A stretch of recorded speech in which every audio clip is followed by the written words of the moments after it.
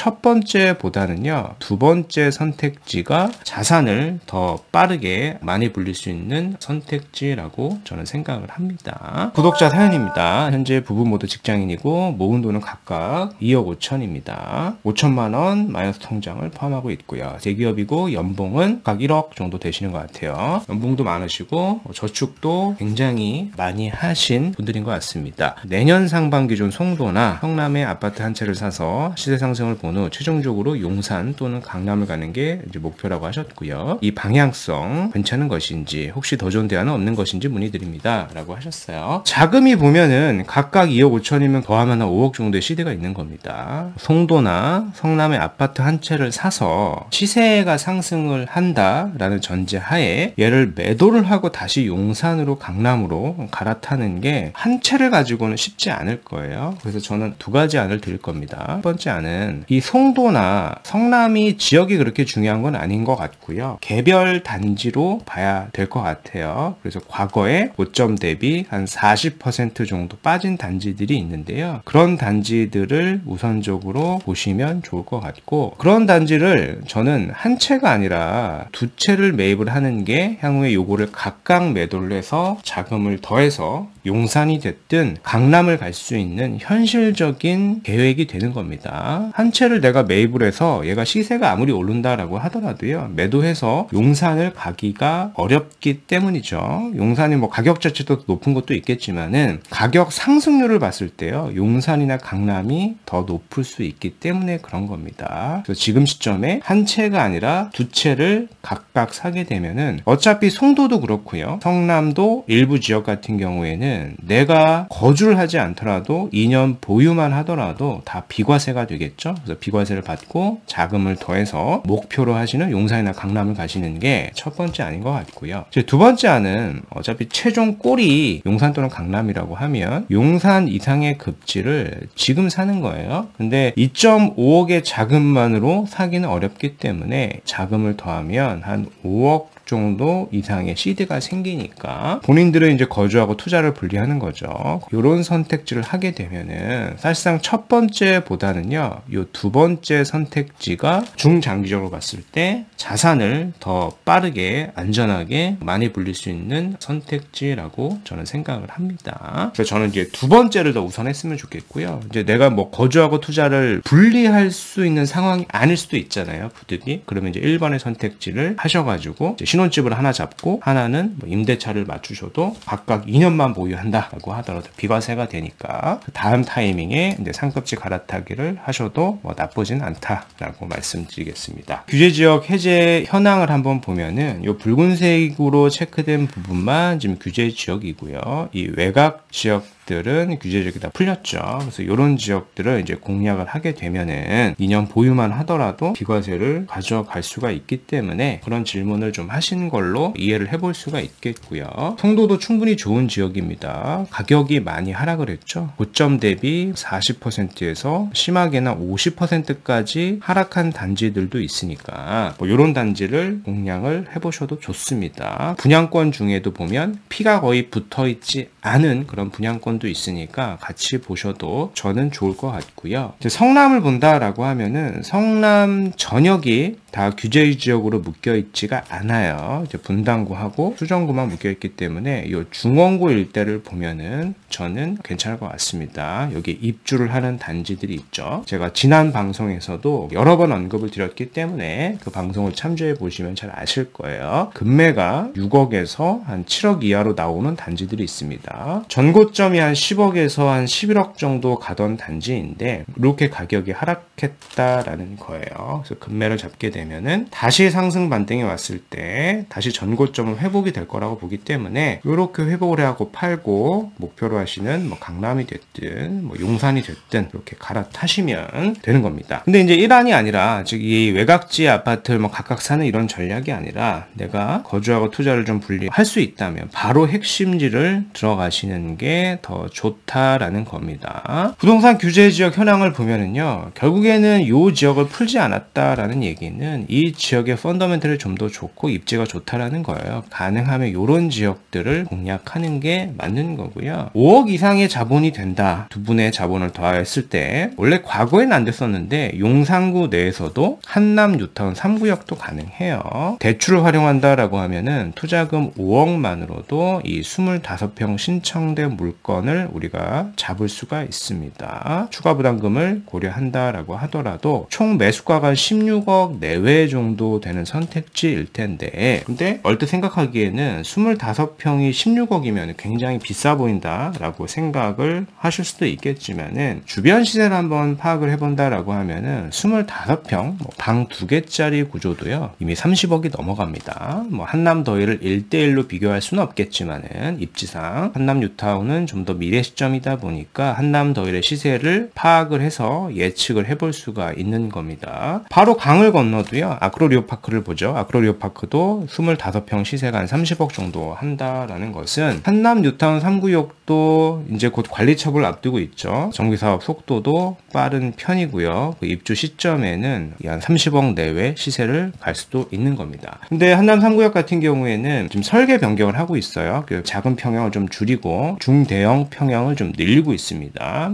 그래서 내가 산 물건 자체가 25평이 아니라 33평 이상도 받을 수 있다라고 하면은요, 제가 말씀드렸던 이 30억이 아니라 40억 이상의 자산도 만들 수 있는 선택지가 될 수도 있는 겁니다. 서두에 여쭤보셨던 게 이거잖아요. 이제 송도나 성남의 아파트 한 채를 간다라고 하시면은 10억에서 15억 정도의 선택지가 될 거예요. 향후에 다시 상승장이 왔을 때. 그래서 저는 한 채보다는 두 채를 가셔야 자산이 좀 더 빠르게 불어난다라는 거고요. 근데 두 채보다는 사실 더 핵심제 한 채를 가져가는 게 자산 형성에는 더 유리할 수도 있다라는 겁니다. 그리고 이런 선택지들이 있으니까 본인 상황에 맞춰가지고 의사결정을 하는데 도움을 받으셨으면 좋겠습니다.